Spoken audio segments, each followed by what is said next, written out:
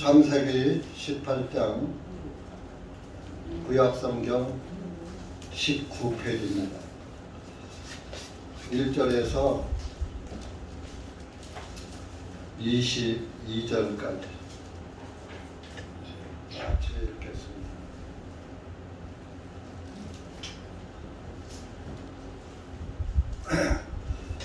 시작. 주님께서 만물의 평원에 있는 아브라함에게 나타나셨더라.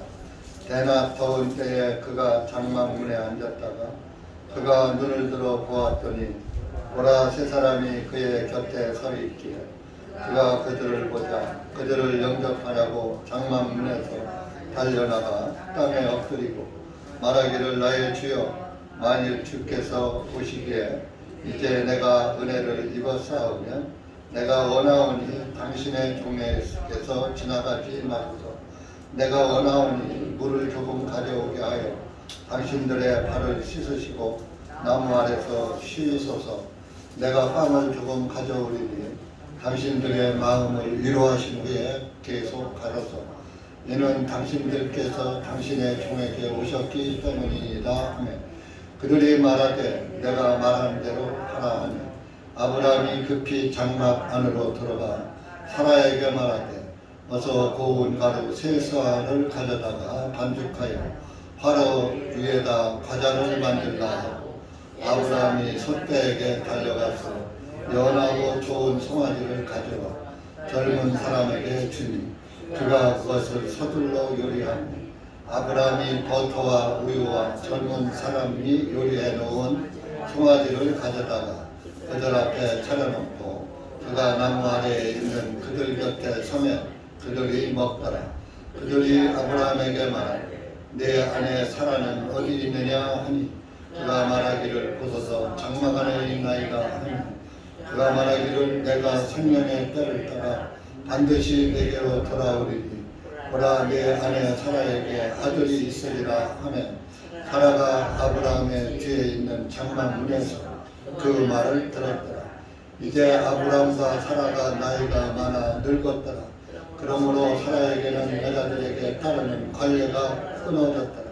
그러므로 사라가 속으로 웃으며 내가 늙었고 내 주인도 늙었는데 내가 무슨 즐거움이 있으리요 하며 주님께서 아브라함에게 말씀하시되 어찌하여 사라가 웃으면서 말하기를 늙은 내가 참으로 아이를 낳을 수 있으리요 하느냐 주에게 어려운 일이 있겠느냐 정한 그때 곧 생명의 때를 따라 내가 정한 때에 내게로 돌아오리니 사라에게 아들이 있으리라 하시니 그때에 사라가 부인하여 말하기를 내가 어찌 아니하였나이다 하니 이는 그녀가 두려웠기 때문이라.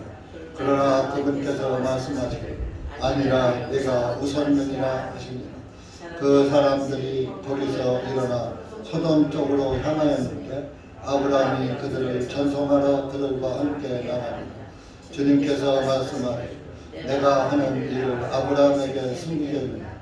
아브라함은 분명히 크고 강력한 민족이 될 것이요 땅의 모든 민족들이 그로 인하여 복을 받을 것이 아니라 내가 그를 알고 있는 것은 그가 자기 자녀들과 자기 온 집안 사람들에게 명령하여 그들이 주의 길을 지켜 정의와 공의를 행하리니 이는 주가 아브라함에게 말한 것을 그에게 이루려 하기 때문이라 하시고 주님께서 또 말씀하시기를 소돔과 고모라의 부르짖음이 크고 그들의 죄가 심히 중함으로 이제 내가 내려가서 내게 들린 그 부르짖음대로 그들이 서로 행하였는지 그렇지 아니한지 내가 알아보리라 하시니라. 그 사람들이 거기서 그들의 얼굴들을 돌이켜 소돔을 향하여 갔으나 아브라함은 여전히 주님 앞에 서 있더라. 기도하시겠습니다.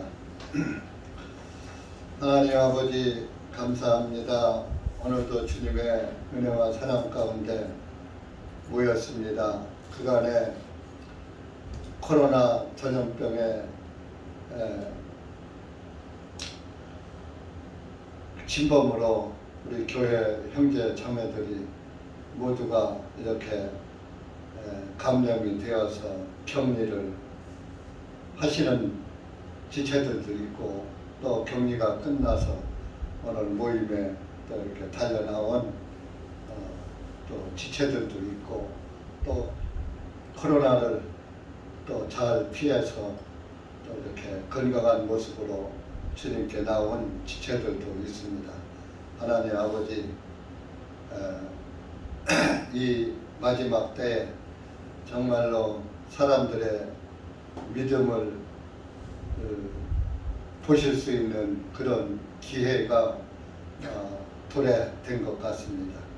인자가 올 때에 믿음을 보겠느냐 하신 그 말씀이 구원받은 그리스도인들을 말씀 앞에 모이지 못하게 하고 모두가 각각 흩어지게 만드는 이런 악한 때를 맞이해서 우리가 정말로 그 악한 사탄의 괴계에 이렇게 고난을 받으면서 주님 앞에 모였습니다.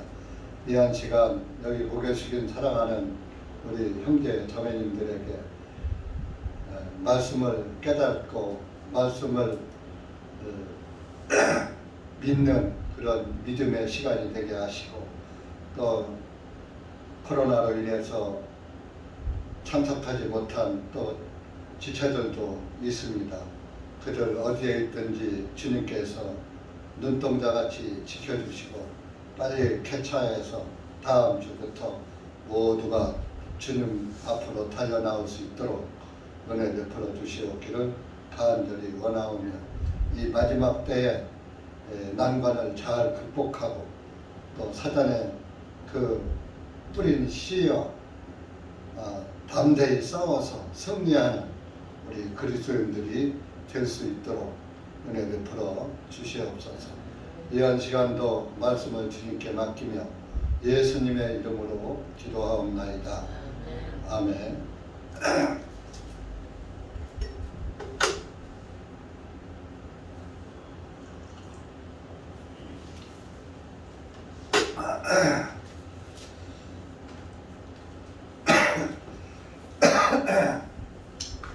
코로나 서울의 장례식장에 미안합니다. 장례식장에 한번 갔다가 감염이 돼가지고 여러분들은 격려하느라고 못 뵀습니다. 일각이 여삼추라는 그런 옛날 말이 있습니다. 한 시각이 가을이 3번 지나간 것 같다. 그러니까 일각이 15분을 일각이라고 하거든요. 그런데 그 일각 15분이 3년 같으다 그런 뜻이죠. 지루했다 이거죠. 한순간도 3년처럼 지루했다. 가을이 3번 지나가 쓰면 3년을 의미하는 거 아닙니까? 정말 이 하나님의 말씀을 또 전하고 듣고 같이 모여서 얼굴을 보고 찬송을 하고 기도를 하고 이렇게 하던 그것이 딱 격리가 되고 끊기니까 정말 참 한 주간이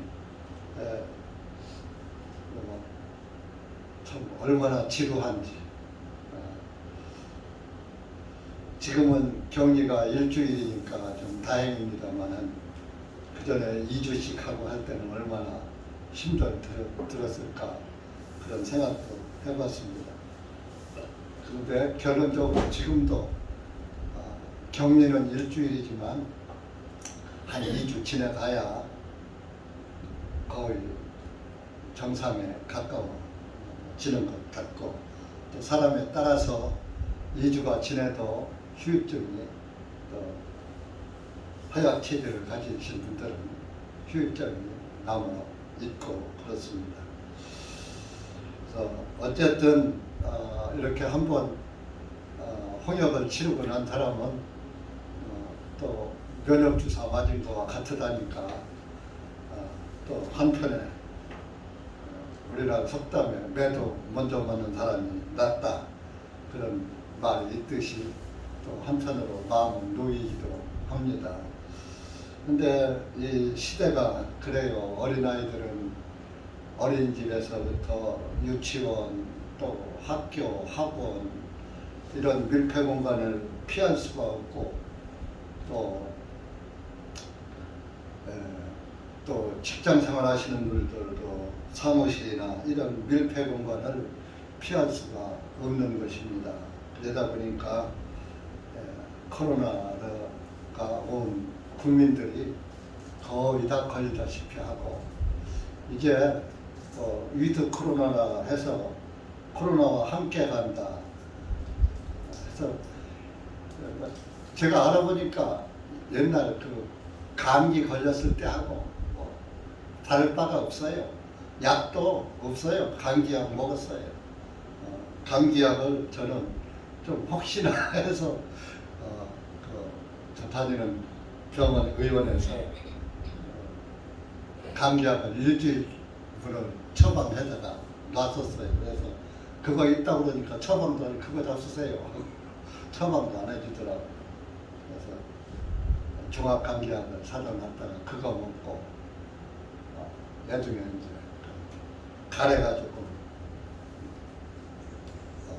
생기고 기침도 장기침도 좀 나오고 그래서 얘기를 했더니 처방 한 일주일 해주길래 그거 다 먹고 그래서 지금 여러분들을 뵙게 돼서 반갑습니다.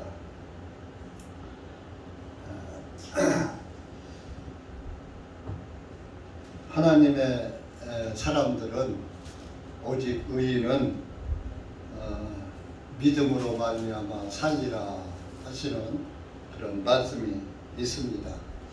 그런데 그 정말 참 집에 있어도 믿음은 소유하고 있지만은 우리가 서로 모여서 말씀 안에서 믿음을 확정해보고 증거해보고 서로 맞춰보고 하는 그런 그 예배와 교제의 시간이 딱 막히니까 굉장히 그 참 딴 세상에서 사는 것 같아요.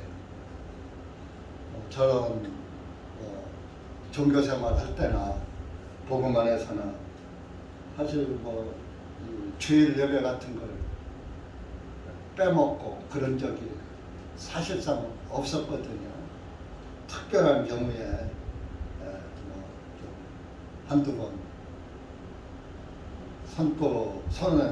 손가락을 꼽을 정도의 신앙생활 한 이후로 빠진 적이 있겠습니다만은 참 이렇게 2주간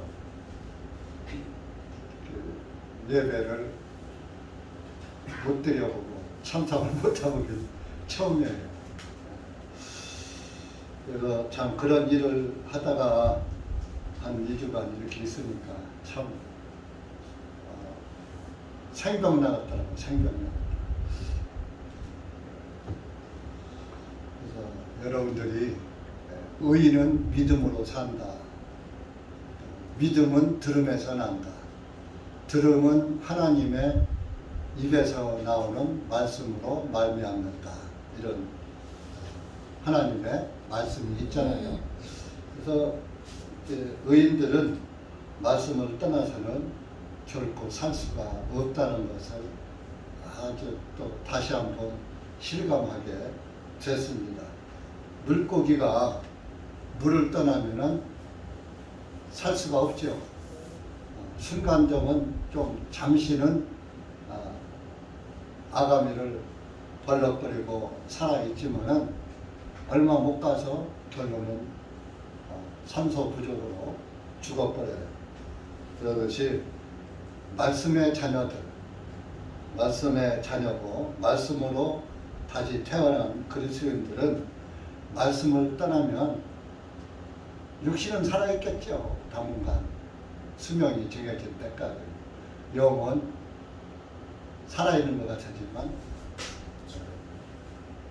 죽은 자와 방불하게 되는 것입니다.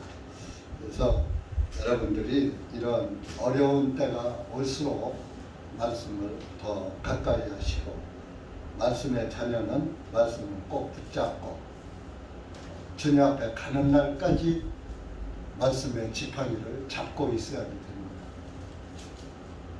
모세가 그 광야 생활 40년을 할 동안 하나님의 지팡이를 손에서 놓은 적이 있을까요? 없을까요?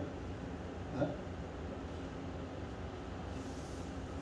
자기가 가지고 있던 지팡이를 던졌을 때는 뱀으로 변했지만 이제 그 하나님의 말씀에 순종해서 그 뱀의 꼬리를 잡으라고 하니까 다시 그 뱀이 지팡이로 변했고 그거 이름이 하나님의 지팡이로 바꿔졌어요.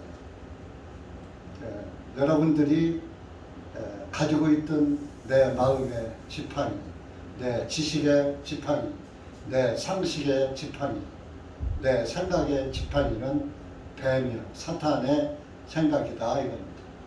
그 생각의 내 생각의 지팡이를 짚고 다니는 것은 뱀을 잡고 가는 것과 같은 것이지만 이제 하나님의 말씀의 지팡이를 잡고 가는 것은 우리가 주님 앞에 가는 날까지 그 말씀의 지팡이를 결코 놓을 수가 없는 것입니다. 모세가 비록 가나안 땅에는 못 들어갔지만 그 가나안 땅을 바라볼 느보산에서 죽을 때까지 그 지팡이를 놓은 적이 없습니다. 여러분들도 구원을 받았다면 그 말씀의 지팡이를 항상 잡고 있어야 됩니다. 그 말씀의 지팡이가 40년 동안 광야 생활을 해서 가나안 땅을 바라보게 했던 거예요. 그 말씀의 지팡이로 홍해바다를 쳤을 때 홍해바다가 갈라졌고 반석을 쳤을 때 반석이 깨져서 물이 나왔고 그런 등등의 그 역사를 그 말씀의 지팡이가 했던 것이 아닙니까?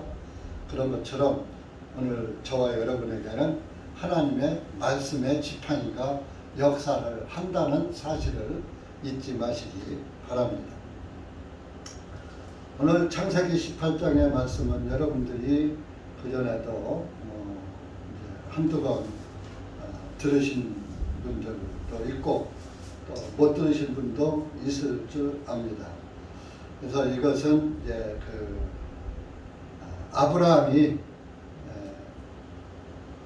이삭을 낳기 전에 99세 때에 일어난 일입니다. 그 아브라함이 그 마므레라는 그 평원에 있을 때에 대낮에 이렇게 그 장막문에 앉았는데 그 자기 눈앞에 세 사람이 나타나는 거예요. 갑자기 나타나서 서 있는 거예요. 아브라함이 그 세 사람을 보고 그들을 생전 처음 보는 사람이에요. 그런데 그들에게 달려가서 그들을 영접하고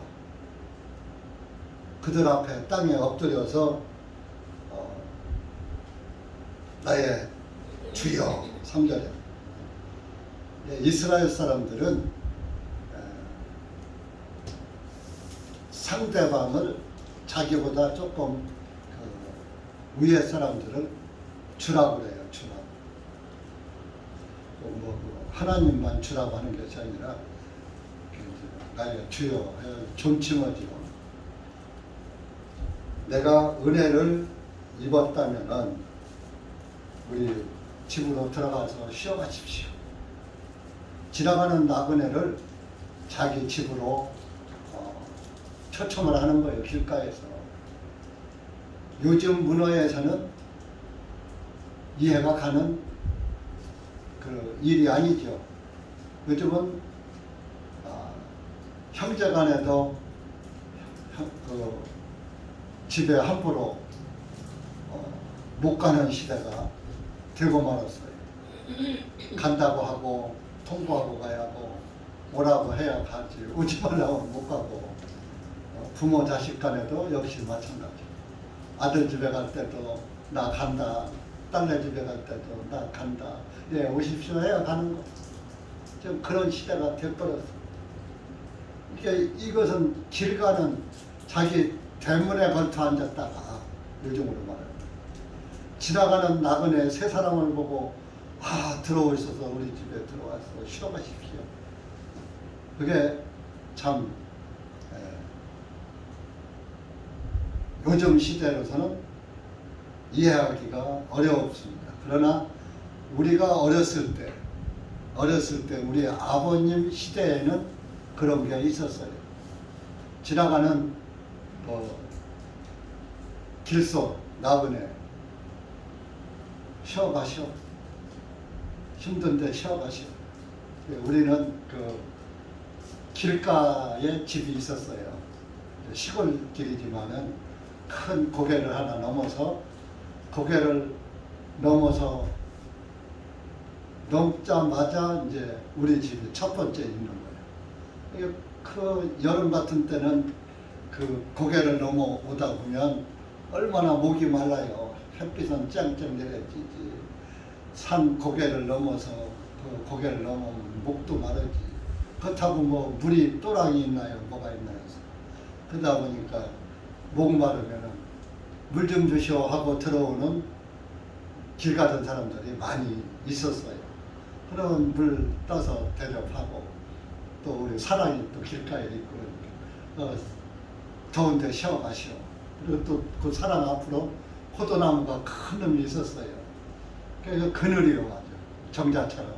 그리고 포도나무 밑에서 이제 쉬어서도 가고, 사랑방에 와서 또 쉬어서 가는 분들도 있고, 아는 분들은 그랬습니다. 그래서 참 길 가는 사람들 물도 많이 떠주고 밥도 많이 퍼주고, 우리 아버지 시대는 그랬어요. 그래서 이제 그 아브라함이 이렇게 그 세 사람을 대접하는 것이 이해가 가요. 가다가 날 좀 모르면 자고 갑시다 찾아오는 사람이 있고, 그러면 저녁은 드셨어? 그럼 안 먹었죠. 꼭 저녁에 또 그 상을 차려서, 우리 어머니가 고생을 많이 해요. 다 그것도 밥상을 차려서 대접을 해서 재워서 아침까지 먹여서 보내요. 이제 그런 걸 많이 했어요. 그런 걸 많이 봤어요. 그래서 이 아브라함의 처사가 좀 이해가 가요. 충분히 넉넉한 인심에서는, 좋은 인심에서는 나올 수 있는 것이다. 그래서 이 이스라엘은 물이 귀한 나라라고 했죠. 그러니까 아브라함이 하는 말이 4절에 내가 물을 갖다가 대접하겠습니다. 물을 마시게 하고, 또 당신의 발을 씻으시고, 이스라엘은 손님이 왔을 때 발 씻는 물을 주는 것이 그 손님에 대한 최고의 예우예요. 아주 귀한 손님이 와야 발 씻을 물을 주는 거예요. 왜? 물이 귀하니까. 그래서 예수님도 제자들의 발을 씻어준 거예요.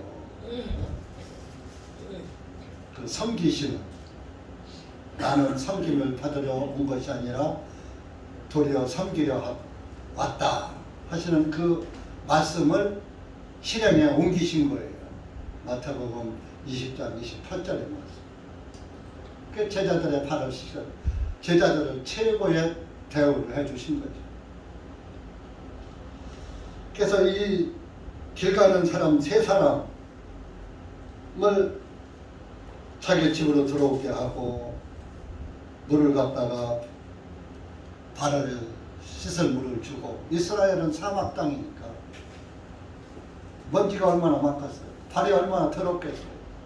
그러니까 그 발을 닦고 나면 얼마나 개운하고 좋겠어요. 먹을 물도 없는 나라에서. 그래서 발을 씻게 하고, 또 빵을 또 갖다가 주고, 이스라엘은 빵 문화죠. 우리나라는 밥이지만 그 사람들은 다 그 빵을 갖다가 대접을 하고, 그러니까 그들이 그래 가져와라 우리가 먹어 주마. 그래가고서는 아브라함이 그걸로 끝나지 않고 자기 집안으로 들어가서 고운 가루 3쌀을 가져다가 반죽을 해서 화로 위에다가 과자를 만들었다고 하지만 이스라엘은 그 밀가루 반죽으로다가 전병을 만들어서 먹어요. 그걸 무교병이라고 해요. 무교병. 근데 되게 맛이 없어. 성경에 무교병 나오죠? 누룩 없는 빵. 개혁성경은 누룩 없는 떡이라고 떡병자를 썼는데 한국 사람 문화에 맞추다 보니까 떡병자를 쓴 거지. 베이커리예요. 빵. 그래서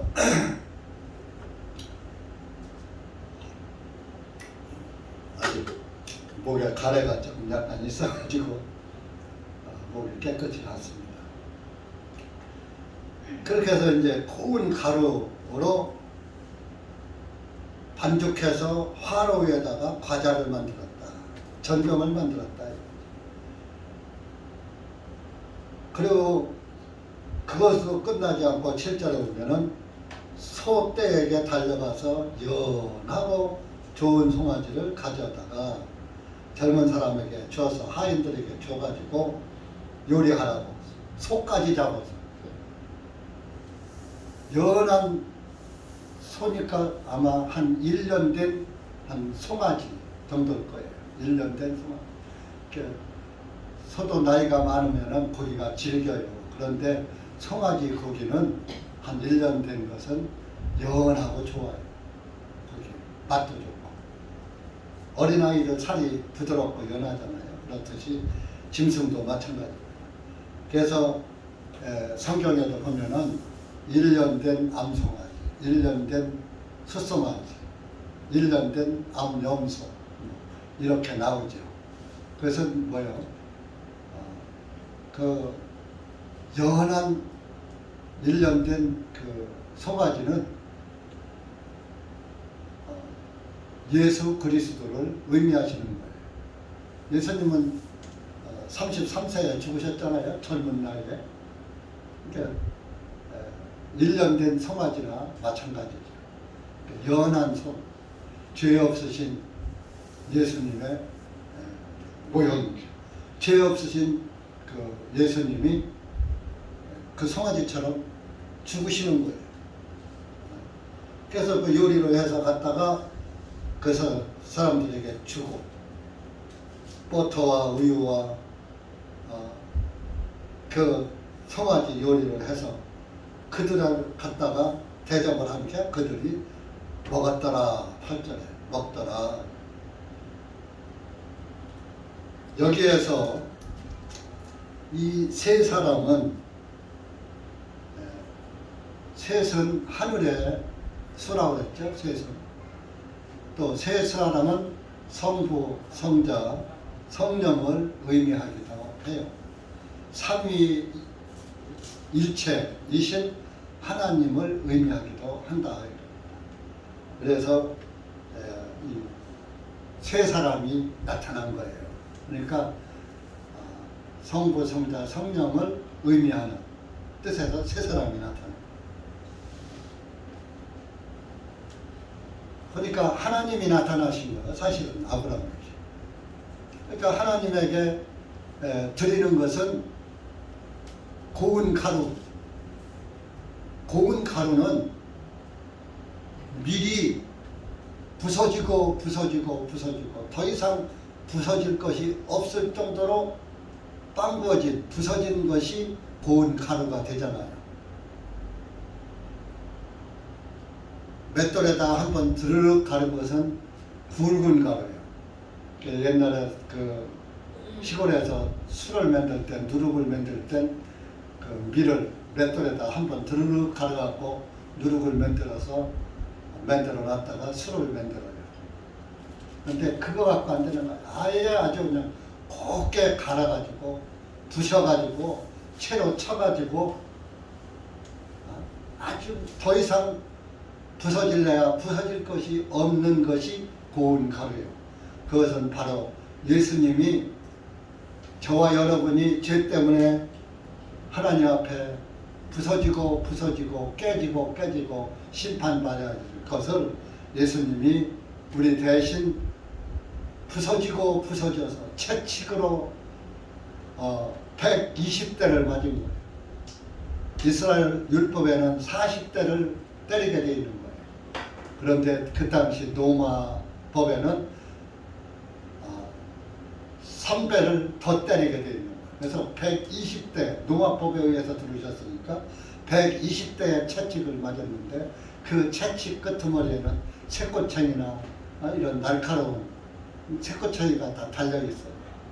그걸로다가 한번 그 위통 벗은 그 알몸을 때리면은 칙칙 감기죠. 채찍. 감기면서 살 속에 박힌 채찍을 낚아채면은 살점이 탁 떨어져 나온 거예요. 120대를 맞았다고 해보세요. 유혈이 낭자하고 온몸이 다 피투성이고 다 찢어지고 머리에는 가시관을 쓰시고 그리고 나무에 못 박히셔서 피 흘리고 돌아가셨는데 그것도 모자라서 로마 군대가 옆구리를 창으로 또 나무에 달려서 돌아가신 예수님을 옆구리를 찔러서 심장에 고여있는 피까지 싹 다 쏟고 돌아가시게 합니다. 그래서 요한복음 19장에 피와 물이 나오더라.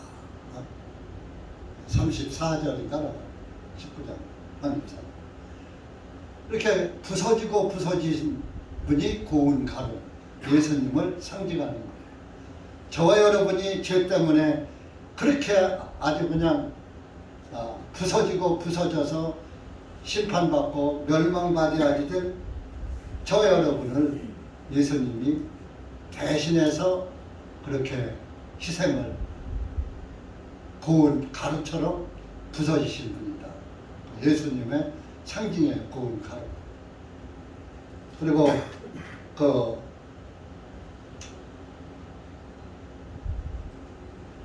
송아지, 연한 것은 연한 고기, 죄 없으신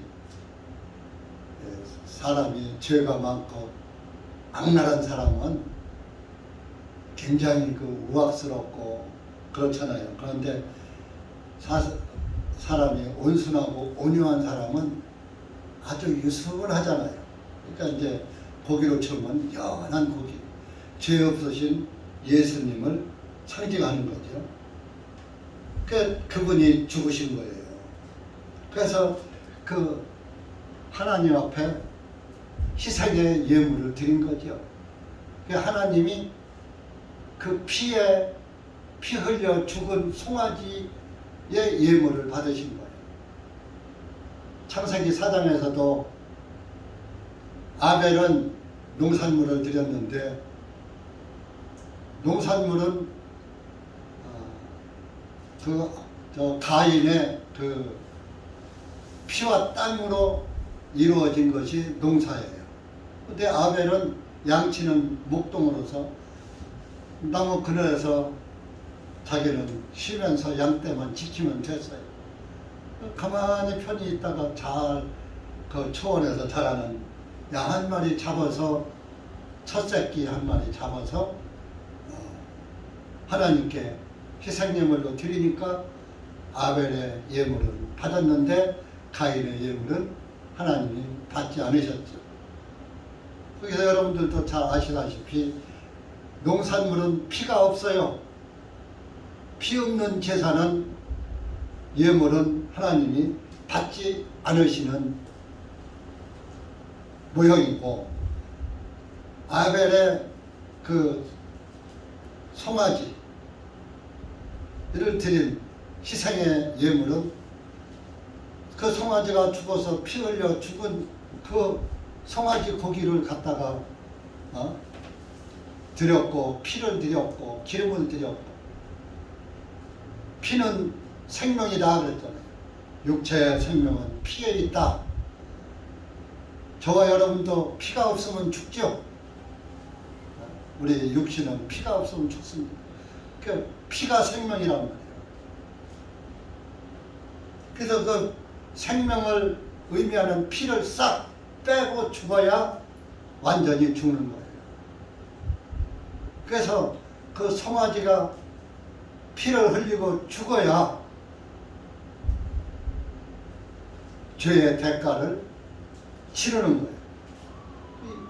예수님이 저와 여러분을 위해서 피 흘리고 죽으셔야 저와 여러분의 죄가 속죄가 되는 거예요.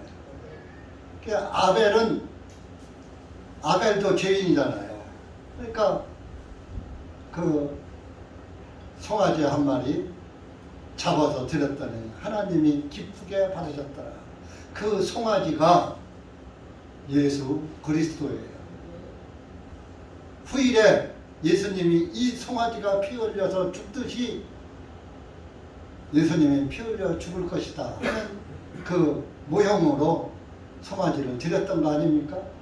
그래서 하나님이 아벨이 아무것도 한 것도 없이 송아지 한 마리 잡아서 드렸더니 그 예물을 기쁘게 받으시고 아벨을 기뻐하셨던 거죠. 근데 가인은 뭐요? 피가 없어. 행위의 제사를 드린 거예요.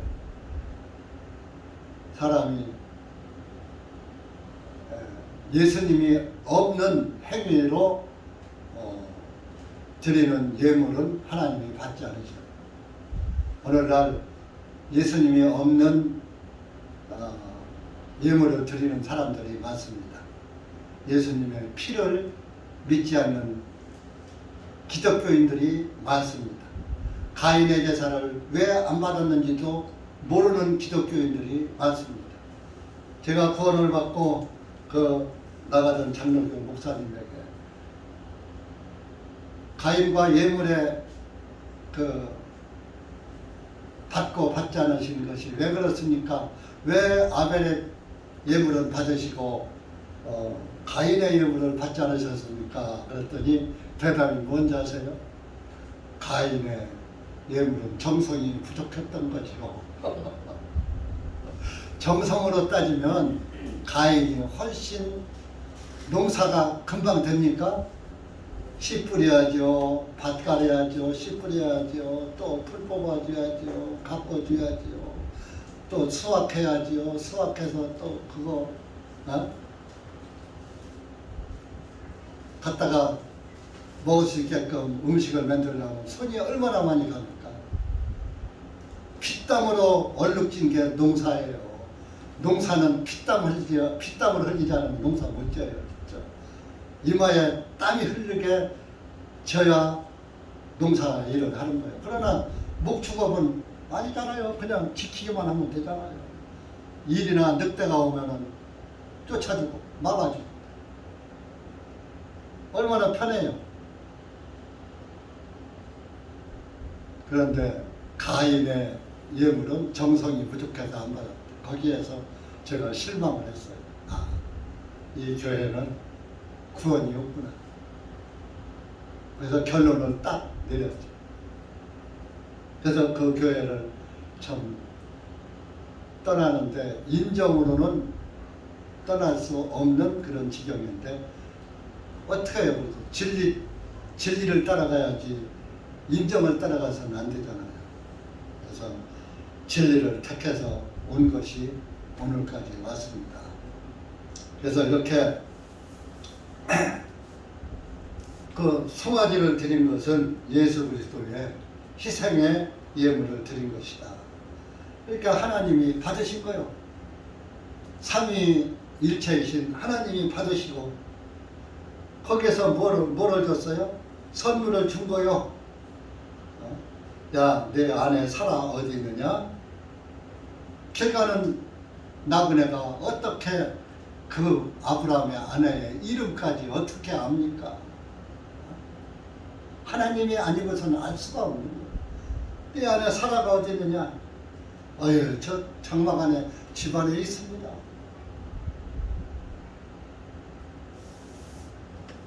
그러니까 10절에 내가 생명의 딸을 따라 반드시 내게로 돌아오리니 생명의 때가 되면은 내 앞으로 돌아올 것이다. 그러면은 내 안에 사라에게 아들이 있으리라. 이 말하는 것은 사라가 집안에 있으면서 밖에서 남정네들끼리 세 사람과 아브람과 네 사람이 하는 말을 주고받는 말을 들었어요. 들으면서 피식 웃었어요. 웃기잖아요.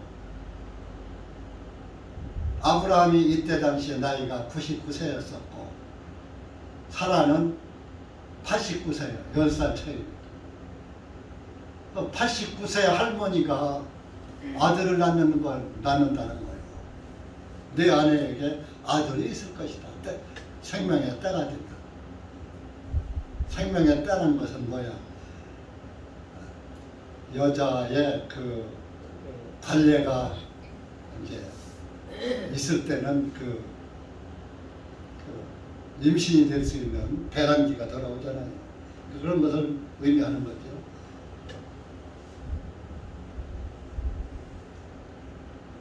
그러니까 사라가 웃으면서 하는 말이 아이고 말도 안 되는 소리야. 내가 11절에 보면 여자들에게 따르는 관례가 끊어졌더라. 그래서 12절에 그러므로 사라가 속으로 웃으며 내가 늙었고 내 주인도 늙었는데 내가 무슨 즐거움이 있으리요. 나도 나이가 90이 다 됐고 우리 남편은 99세인데 100살이 다 됐는데 무슨 나는 여자들이 하는 관례도 끝났는데 옛날 할머니들은 벼슬이라고 하더라고. 그건. 그렇죠. 벼슬이라고 하더라고. 웃으면서 비웃은 거예요.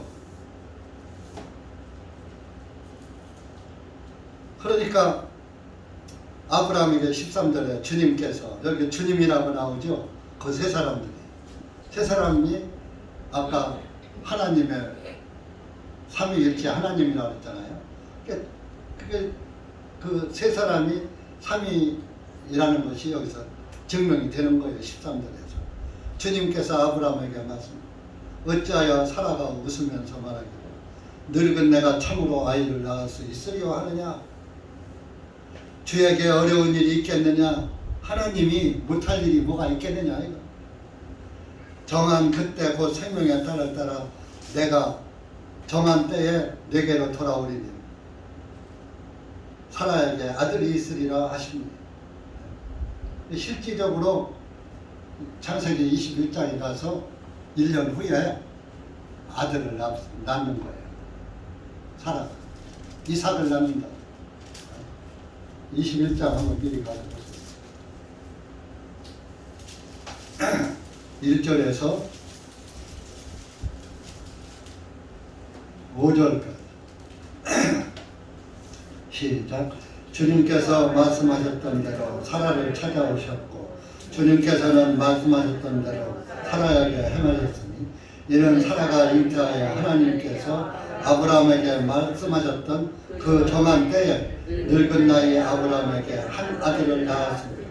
아브라함이 그에게 태어난 아들 곧 사라가 그에게 낳은 그의 아들의 이름을 이삭이라 불렀습니다. 아브라함이 하나님께서 그에게 명령하셨던 대로 자기 아들 이삭을 낳은 뒤 8일째에 할례를 행하였다. 아브라함의 아들 이삭이 그에게 태어났을 때 그는 100세였더라. 100세의 아들을 낳은 거예요.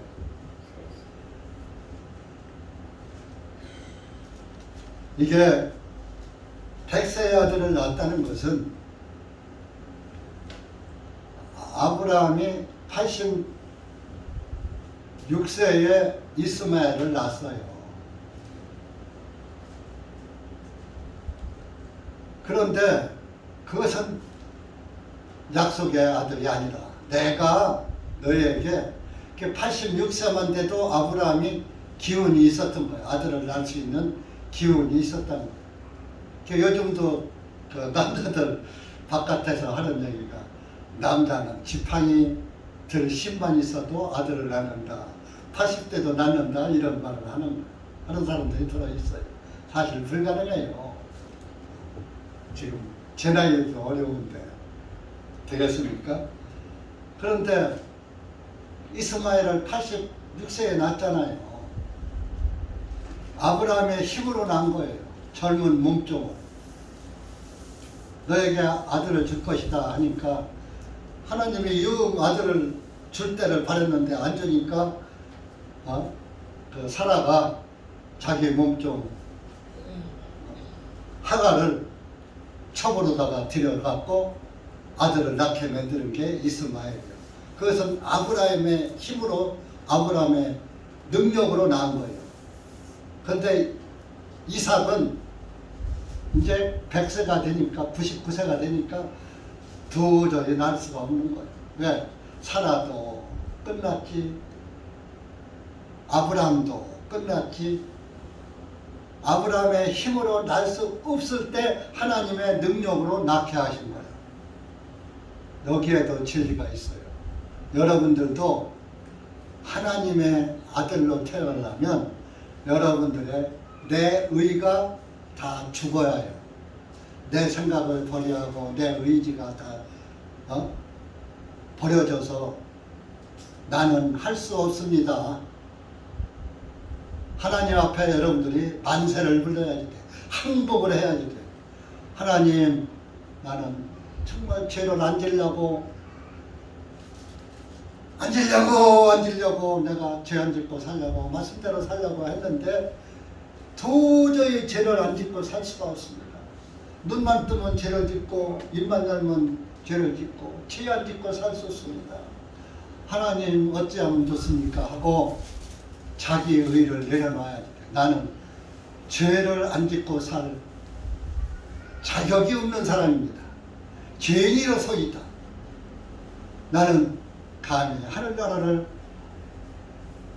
소망하고 살 수 있는 존재가 아닙니다. 저에게 주어질 것은 오직 지옥 멸망밖에 없습니다 하는 그런 자기 의를 깨닫고 내 의는 없습니다. 내 의가 꺾였을 때 하나님이 하나님의 의를 주는 거예요. 아브라함의 기운이 다 빠졌을 때 하나님의 말씀으로 이삭을 낳게 하실 것처럼 내 의가 꺾였을 때 하나님의 말씀에 의해서 다시 태어나는 거예요.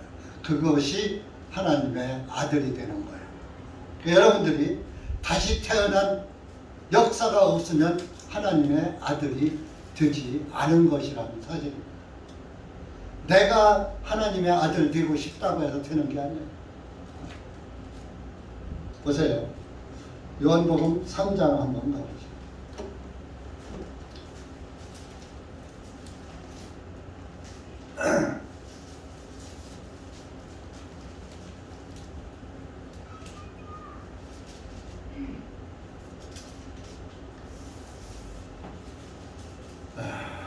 오 5절부터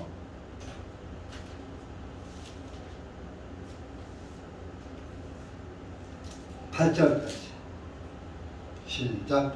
예수님께서 대답하시기를 진실로 진실로 내가 너희에게 말하노라. 사람이 물과 그 성령님으로 나지 아니하면 그는 하나님의 왕국으로 들어갈 수 없느니라. 이것은 육신으로 태어난 것은 육신이요 그 성령님으로 태어난 것은 영이니 내가 너희에게 너희는 반드시 다시 태어나야 하리라 말한 것을 이상하게 여기지 말라. 바람이 임으로 불 때 내가 그 소리는 들어도 어디서 와서 어디로 그것이 가는지 알 수 없음 같이 성령님에게서 태어난 사람은 다 이와 같으니라 하시니. 보세요. 물과 성령으로 나지 아니하면 하나님 왕국에 들어갈 수 없다. 그러면서 6절에 육신으로 태어난 것은 육신이요 우리는 1차적으로 육신으로 태어났습니다. 아버지와 어머니의 사이에서 육신을 가진 사람의 아들, 딸로 태어났어요. 그래서 육신의 자녀입니다, 우리는. 그런데 성령님으로 태어난 것은 영이니 성령님으로 다시 태어나야 영적인 사람이 된다. 성령을 소유한 사람이 된다. 그러면서 7절에 내가 너희는 반드시 다시 태어나야 하리라 말한 것을 이상하게 여기지 말라. 바람이 임의로 불되 내가 그 소리는 들어도 어디서 와서 어디로 그것이 가는지 알 수 없음 같이 성령님에게서 태어난 사람은 다 이와 같으니라. 바람이 여러분들 태풍이 저 남쪽 적도에서 바람이 일어나서 난리와 한리와 합쳐져서 태풍이 생겨갖고서 태풍의 눈이 생겨서 바람이 들고 어디로 빠지고 한다고 과학적으로 이렇게 얘기를 합니다. 근데 정확하게 바람이 언제 어느 시점에서 시작하는 시점을 알 수 있느냐 이거예요. 정밀하게.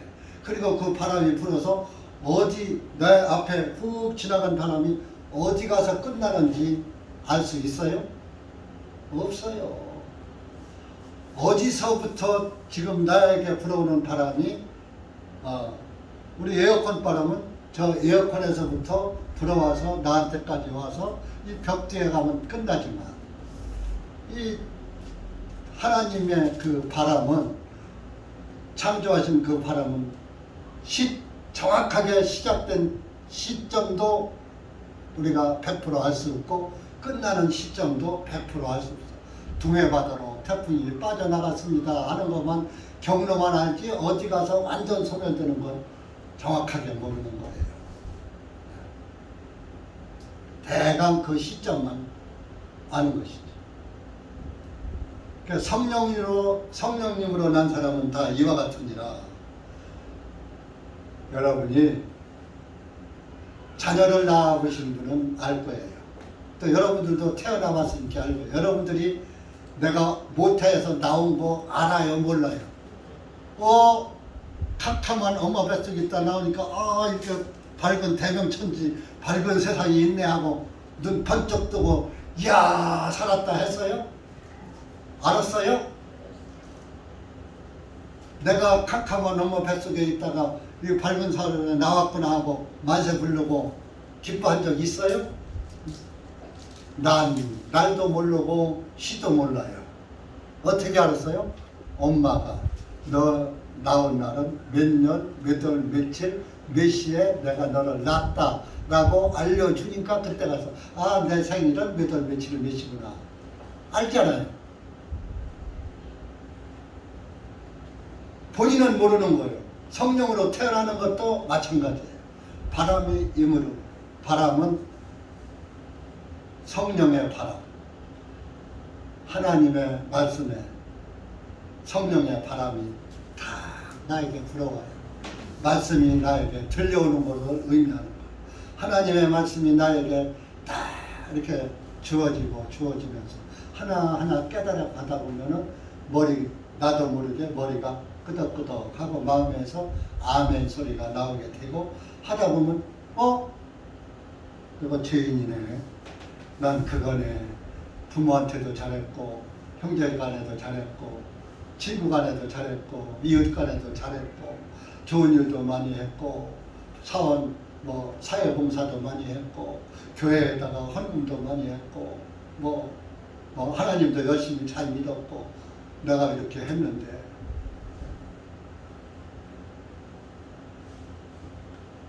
그것을 내세우는 것이 아니라 하나님의 말씀을 듣다 보니까 내가 지금까지 한 것은 하나님하고 상관없는 짓을 했네. 내 생각대로 한 거네. 구원받지 못하고서 한 것은 내 생각대로 한 거예요. 하나님하고 상관없는 일을 한 거예요. 근데 구원받고서 한 일은 그때부터 하나님하고 상관이 나요. 그러니까 우리가 말씀으로 딱 듣다 보면은 어느 날, 아, 나는 죄인이구나. 죄인을 깨닫는 거. 또 듣다 보면은, 아, 내 죄를 예수님이 가져가셨구나. 또 그걸 알게. 아, 그래서 내 죄는 없어졌구나. 아, 그래서 내가 죄인이 의인이 되었구나. 그렇게 나도 모르게 의인이 되는 것을 말씀이 알려주는 거예요. 어머니가 나를 알려줬듯이 너희 아버지는 아무개고 나는 너희 어머니인데 몇 년 믿는데 안다. 알려주듯이 하나님의 말씀을 딱 듣다 보니까 아, 내가 언제 어떤 말씀을 듣다가 죄인이라는 것을 알았고 어떤 말씀에서 의인이라는 것을 깨달았다. 그걸 알면서 야, 내가 그날부터 구원을 받은 그리스도인이 됐구나. 하나님의 아들, 딸이 됐구나 하는 것을 그 말씀이 나한테 증거를 하니까 너의 죄는 다 사해졌다 하는 것을 증거하니까 그때부터 아멘 하고 아이고 하나님 살았습니다. 감사합니다. 이게 나오는 거예요. 그러니까 성령으로 난 사람은 바람이 임의로 불어. 하나님의 말씀은 계속 불어와. 근데 그것이 어디 가서 끝나는지 그 끝나는 때가 구원받는 거예요.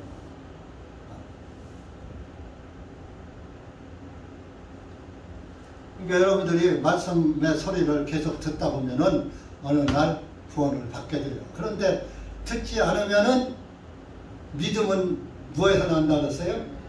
들음에서 난다 그랬잖아요. 듣지 않는데 믿음이 생겨요?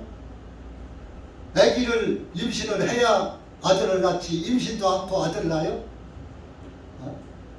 여러분들이 듣지 않고서 구원받을 수가 있나요?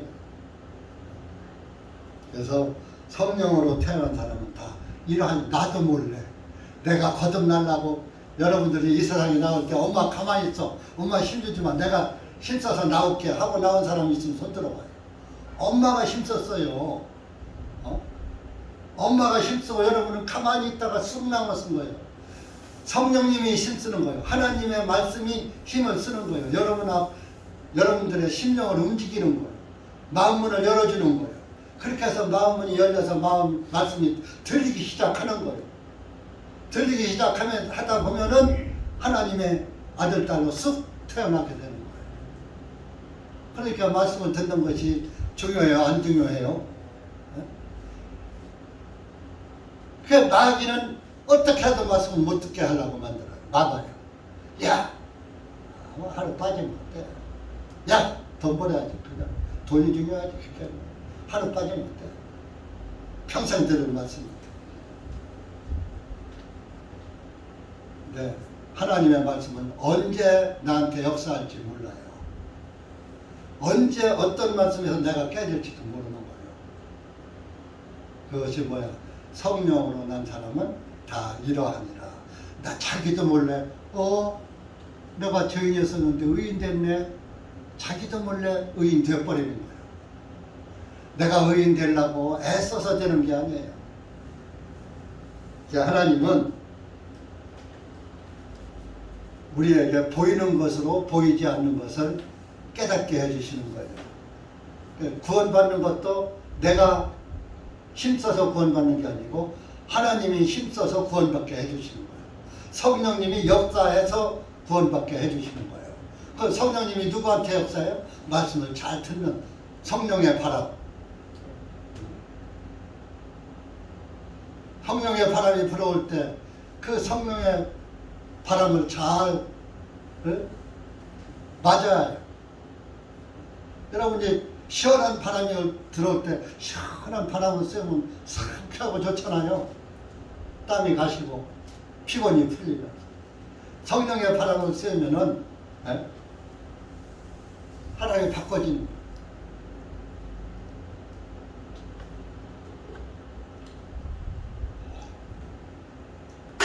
이게 뭐요? 하나님이 왜 아브라함을 아들을 주려면 일찍 주지 100세에 줍니까? 너 젊었을 때 아들 주면 내가 낳지 뭐 하나님이 줘서 낳았어?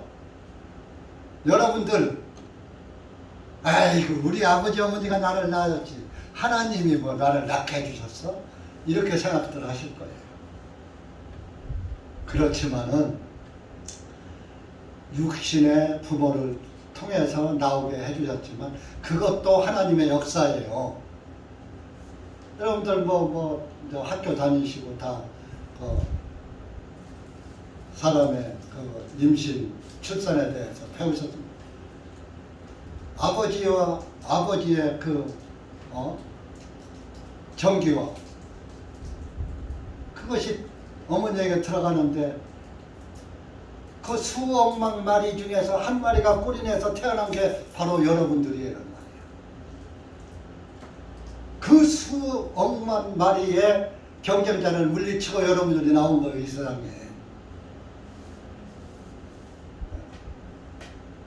그렇게 여러분들이 이 땅에 태어난 것도 큰 복이요. 그런데 거기다 구원까지 받으면 그건 아주 뭐라고 말로 표현할 수 없는 복을 받으시는 거죠. 근데 많은 사람들이 그 큰 복을 거절해, 버려. 믿지 않아. 죽으면 고만이지. 차라리 죽고 고만이었으면 좋겠어요. 제가 원하는 것은 차라리 죽고 그것으로 무로 아무것도 없는 없을 무자 무로 끝난다면 좋겠어요. 이 엔드 그냥 끝난다면 영화 끝나듯이 인생 일장이 딱 끝나고 만다면 차라리 그게 좋겠어. 왜? 우리 조상들이 예수님을 모르고 돌아가신 조상님들이 많거든. 그분들 다 하나님의 말씀대로라면 그 중에 혹시 믿은 분도 있을지 모르지만 내 눈으로 보이는 조상들 가운데 예수님 믿고 구원받은 조상이 별로 없거든. 당장 내 할아버지, 할머니 내 사랑을 내가 듬뿍 받은 손자로서 볼 때 그분은 예수님을 믿지 않았거든. 내가 나를 그렇게 사랑해 주시고 했던 그 할아버지, 할머니 지옥 가 계시면 어떡해. 그러니까 차라리 지옥도 없고 천국도 없으면 그냥 땡땡이니까 차라리 편하잖아. 그런데 천국에서 지옥은 보이지 않는다고 그랬죠. 근데 지옥에서는 천국이 보인다고 그랬죠. 누가복음 16장에 나오잖아요. 부자가 나사로를 보잖아요. 근데 나사로는 부자를 못 보잖아요. 천국에 가서 지옥이 보이면 편하겠어요? 자기 부모, 형제, 일가, 친지, 친구들, 자기 남편, 자기 아내까지 가 있는 사람이 있을 텐데 천국 생활이 편하겠어요? 그렇게 안 보여야지. 근데 지옥에서는 보인다. 더 뜨겁죠? 아내 말 들을 걸, 남편 말 들을 걸, 형님 말 들을 걸, 아우 말 들을 걸, 친구 말 들을 걸, 껄껄껄껄 하면서 불 속에서 고통받는. 이제 오늘의 말씀의 관점은 이렇게 하나님이 아브라함에게 이렇게 그 이삭을 주는 그 동기가 하나님의 섭리가 이삭이라는 아들을 주기로 계획은 됐었지만은 아브라함이 그 복을 받을 짓을 했기 때문에 하나님이 그에게 나타나는 거예요.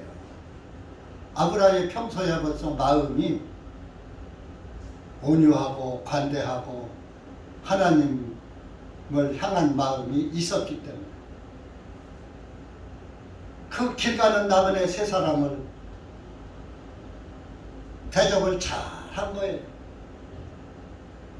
우리가 아까 히브리서 13장 한번 읽었죠?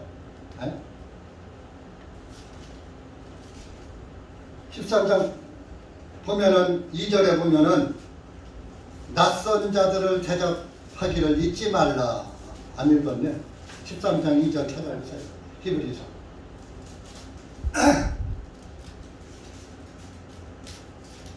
히브리서 13장 신약 338페이지.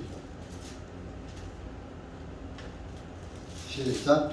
낯선 자들을 대접하기를 잊지 마라. 이는 이로써 어떤 이들이 알지 못하는 사이에 천사들을 대접한 사람들도 있었기 때문이라.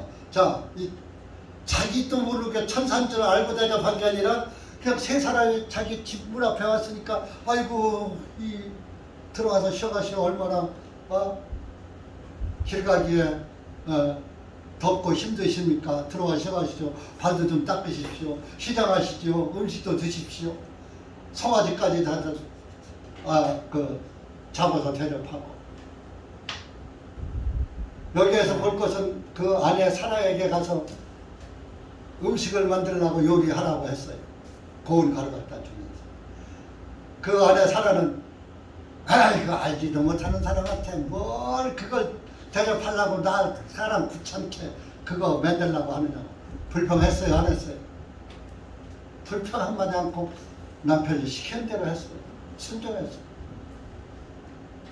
종들도 순종했어요. 아브라함은 그 송아지 한 마리 잡아서 알지도 못하는 사람한테 대접하는 게 그게 쉬워요. 우리 어렸을 때는 귀한 손님이 오면은 닭 잡아줬어요.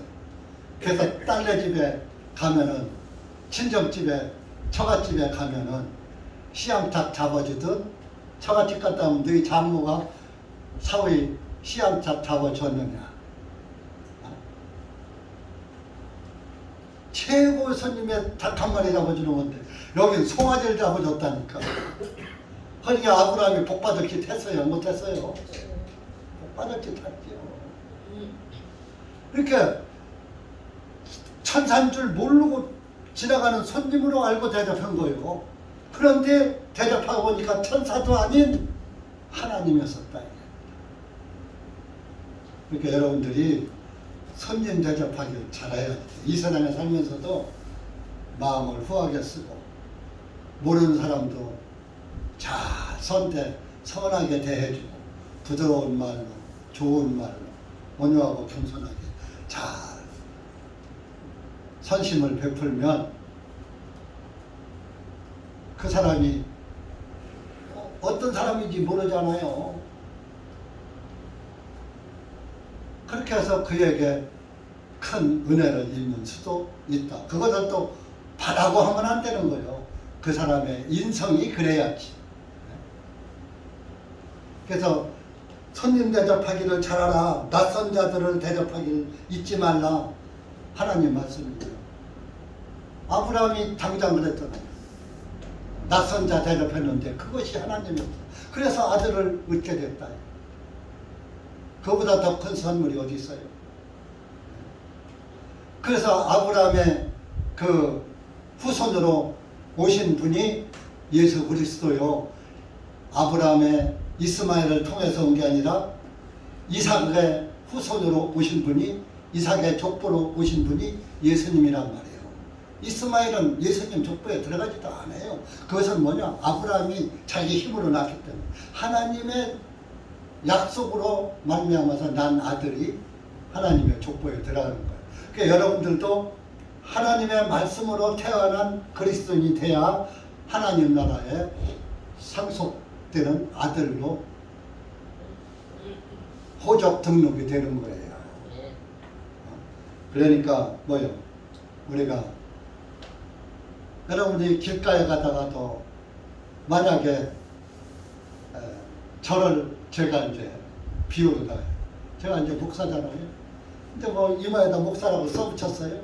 근데 어디를 갔어. 근데 어떤 사람을 만났어.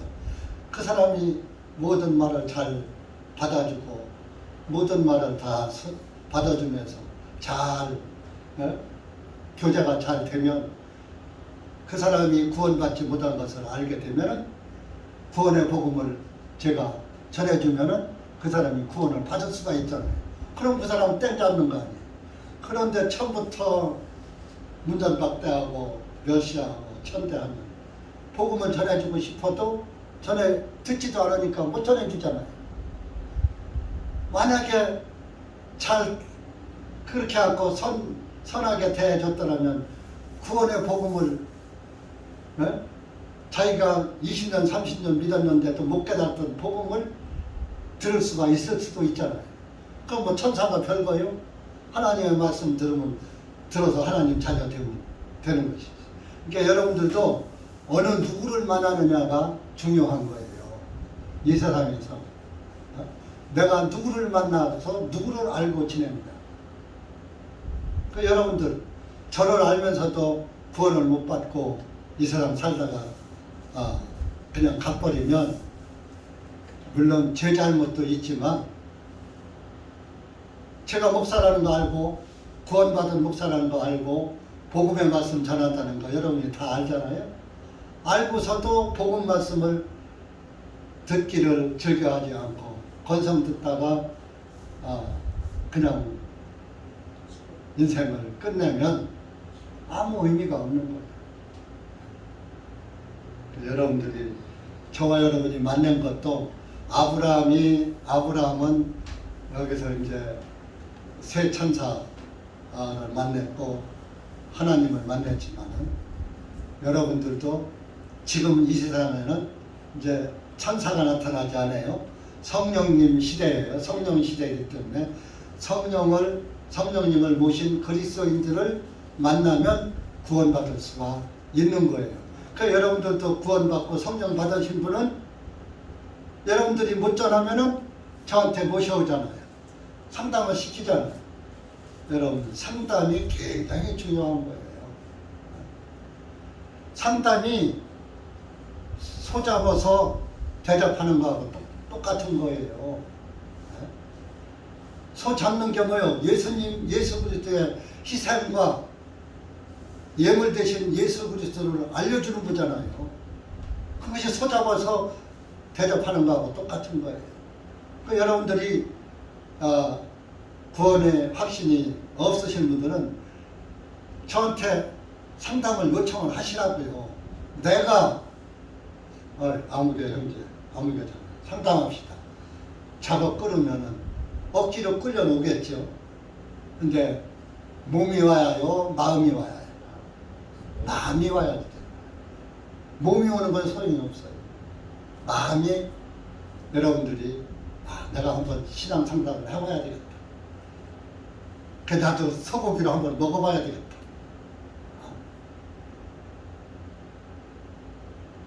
예수님의 그 희생 예물이 그 진리를 알아봐야 되겠다. 이러한 그 호기심을 가지고 덤벼야지 되는 거예요. 시장할 때 시장이 만찬이라고 했잖아요. 배고픈 사람에게 음식을 줘야 그 사람이 맛있게 먹지. 배가 탱탱 불러 세상 생각으로 꽉 차서 마음에 세상이 꽉 차 있는데 아무리 영적인 말씀을 갖다가 우겨 넣어준다고 그게 들어가질 않아요. 이미 그릇이 차면 넘친다고 했어요. 세상 생각이 꽉 찼는데 하나님의 생각이 들어갈 수가 없어요. 세상 생각이 비워져요. 빈 그릇이 돼야 돼. 자기 의가 비워져야지. 그래야 빈 그릇에 하나님의 말씀을 채울 수가 있는 거예요. 그래서 여러분들이 오늘 이 창세기 18장 말씀은 그저 아브라함이 아들을 백세에 낳았다 이러한 단순한 이야기가 있는 것이 아니라 아브라함의 의가 끝났을 때 하나님의 의가 들어가서 성령이 하나님 약속의 자녀 이삭을 낳았다. 내 의가 끊겨야 성령님이 나에게 들어와서 하나님의 아들이신 예수 그리스도가 나의 웃음이 되고 기쁨이 된다 하는 것을 깨달으실 수가 있는 것이고 그것을 깨닫는 것이 오늘 창세기 18장의 요지입니다. 그 백세의 아들 낳자 무슨 의미가 있어요? 아브라함의 의가 끝나고 약속의 자녀가 주어지듯이 내 의가 끝나고 성령의 말씀이 주어져서 하나님의 약속의 말씀을 듣고 내가 약속의 자녀가 되는 거예요. 약속의 자녀.